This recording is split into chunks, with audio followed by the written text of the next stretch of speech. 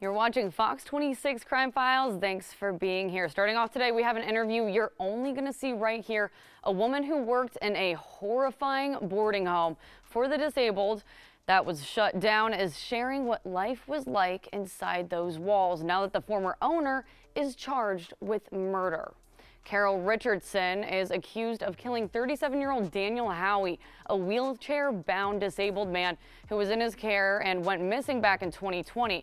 Now that year, Houston police shut down a boarding home Richardson was running, saying that the conditions were deplorable and completely unlivable, rescuing 40 tenants. Howie's body was found in a Chambers County lake, and through these years, investigators found out that Richardson and his associate, Sean Sandals, killed Howie, then took his injury settlement money. I'm here with Shirley Lowry, who says she worked under Richardson in one of those boarding homes back in 2020. Shirley, can you tell me what that environment was like and what your connection with Richardson was like? Well, I had got out of the hospital and I didn't have a place to go. So what they would do is they would go to Ben Taub and get people like me that didn't have a place to go and take me to their house. They asked me, since I was a CNA at that time, they asked me if I would help out with the men. You're saying that they actually would come to Ben Taub, the hospital, and pick people up to put in these houses. Yes. Then they would take their checks, and if they didn't have food cards, they would go and get them to sign up, and then they would get their food cards in, like SNAP, and they would take it from the residents and use that money to split between all the houses. And there were like 5 houses at that time. It sounds like what you're saying is they would essentially find people who were disabled and needed help and then exploit them for their benefits. Oh, definitely. Definitely. And then they used other people's medication to give to someone else. There was arguments and fighting. They would literally abuse a lot of the residents. It was sad. But You at said that abuse. time, What do you mean exactly by that? like pushing and then punching and slamming them against the wall. They would Wow. literally pick fights with them just to irritate them. And like some of them were like, mentally disabled. They couldn't help, or they didn't realize what they were doing, Mhm. and they would abuse them. It's heartbreaking. And so now, are you surprised to hear that Richardson and Sandals, they're charged with murder? Does that surprise you at all? No, not really, because I mean, eventually they were going to hurt somebody, but they Mhm. murdered somebody. That's different, I think. You said that you know, or you knew the victim back in 2020. You actually took care of him. Yeah, he was a nice guy, and he told me that he was going to win a settlement, and he was going to give them money. And I was like, why are you giving them money? Get out of this place. I was like scared myself. 3-bedroom house, that's not enough of room for 20 people. There were people sleeping on the floor. You now live in Rhode Island. You say that you left Texas because of this. Yeah, I was like scared. Well, Shirley, now, both of these suspects are facing those murder charges, and then Richardson is facing a lot of other felonies from, some of the instances that you're talking about. He caught a lot of different charges from that time period, accused of hurting people and stealing money. What's it like to see both of them behind bars now? Well, if you do things like that, you don't need to be free. You need to be behind bars. And I don't know, they've known each other for a long, long, long time. I'm glad that they're behind bars. That's what they need. And I hope they're there for a while. Yeah. Absolutely. Well, Shirley, thank you so much for your time. I appreciate you chatting with us. Moving on here, a man accused of gunning down his wife in cold blood who fled to El Salvador is now back in the States behind bars right here in Harris County. Ever Navarrete is charged with murder, accused of killing his wife, Carly, when she tried to leave him. Police say he tracked Carly down to her new home and killed her. Then the search was on for Navarrete, and 17 days later, he was found in El Salvador. Now, there was a lot of scare as to if authorities down there could hold Ever long enough for Harris County authorities up here to get a red notice to bring him back. But finally, months later, he is back. And I'm here with his daughter, Carly Navarrete. She shares a name with her mother. How has this process been? I mean, it's been this waiting game for months and months. Yeah, it's been exhausting. We've spent so many times looking and searching how we can help and find him.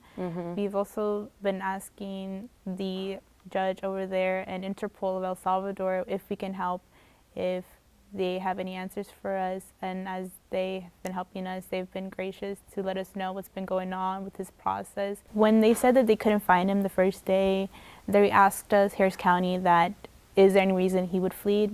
And we said, well, obviously, he killed my mom. If he's not here in Harris County, he's most likely back in El Salvador. Carly, take me back to October. I know that you received a phone call from your father. Could you tell me what that was like? So it literally just turned October 1st. It was like 12:24 a.m.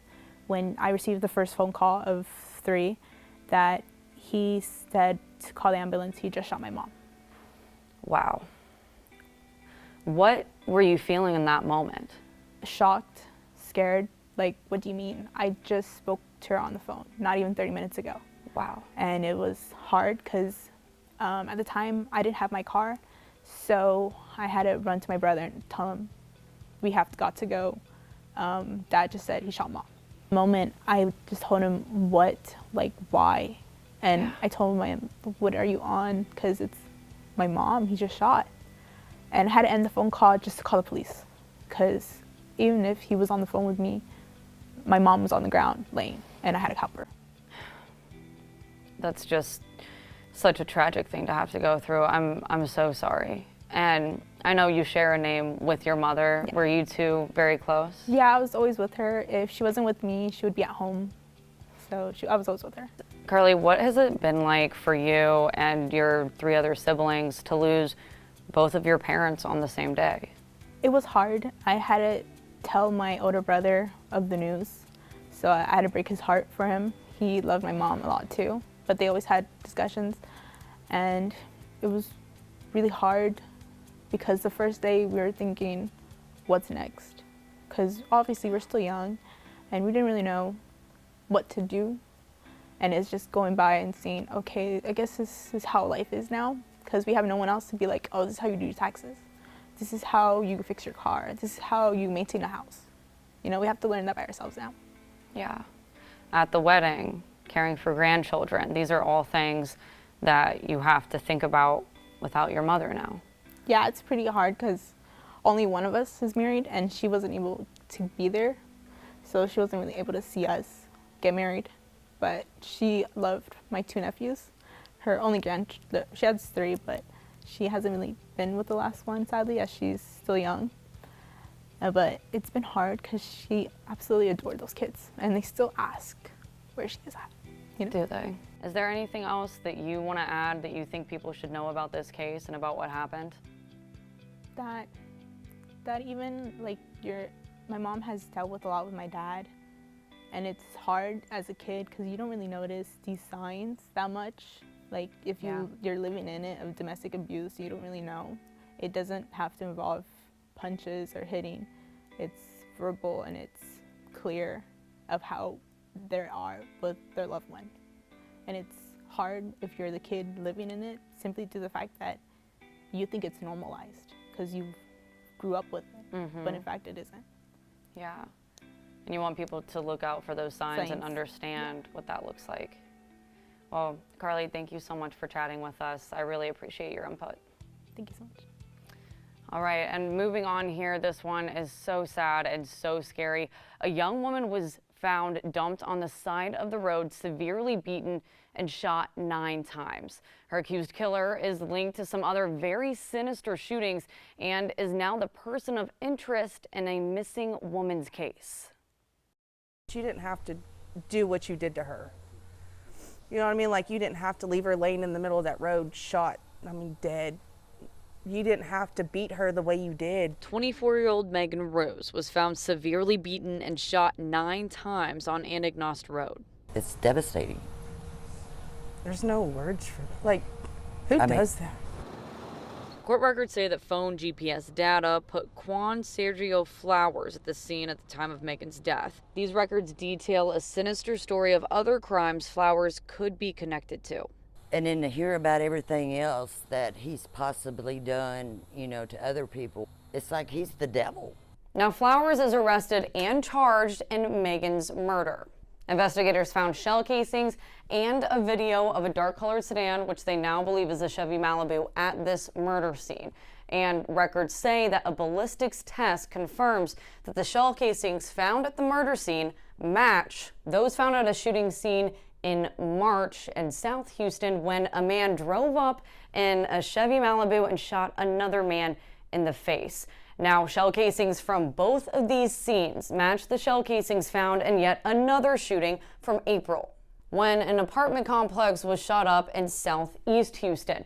Now, records say that investigators talked to a juvenile girl who lived in that apartment, and she told officers that she was lured into someone's car just the week prior. The man tried to sexually assault her and offered her drugs, and she said this man went by the name Country. She also gave officers an address where she thinks that man lives. That address is the same exact address associated with the person of interest in a missing persons case out of Baytown. On April 23rd, Callie Goodwin was reported missing. And records say that she told a friend she'd be staying with someone named Country. Yes, the same name that our juvenile gave officers earlier that month. Now, officers went back to that juvenile, showed her a photo of Flowers, and she confirmed that Flowers is indeed the man who identified himself to her as Country. Now, records say that police found Flowers and arrested him while he was driving a Chevy Malibu, the same car believed to be connected to all 3 of our shooting scenes. Now, as for Goodwin, Baytown police say that she is still missing. I hope that he don't get out, and not only do we get justice for Megan, Justice for all the families. for all the other ones that anybody that he shot or killed, or anybody that he's ever done anything to. Now, we got our hands on some more court records that have some very chilling details in Callie's case.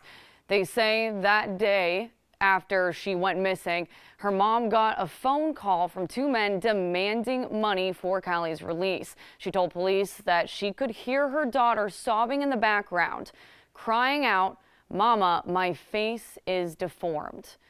That was on April 22nd. Callie hasn't been seen or heard from since then. If you have any information on her disappearance, please call 281-422-8371. Now, you remember the story of the Houston man caught on camera placing antique items under his kilt and then returning them to the shelves? Well, today, a judge sentenced him to 12 months probation. We first told you back in February when a Spring antique store owner was notified about a video of this man, 60-year-old Mitchell Vest, seen walking around the store, sticking items in his rectum. I know, disgusting. And then placing them back on the store shelves. I cannot even believe this as I'm reading it. Deputies later arrested him for the misdemeanor mischief charge. And the owner says the owner says that she either discarded or sanitized the goods after this sickening incident. Wow, you really can't make that kind of stuff up. That is it for Fox 26 Crime Files this week. I'm your host, Abigail Dye. I'll see you next week.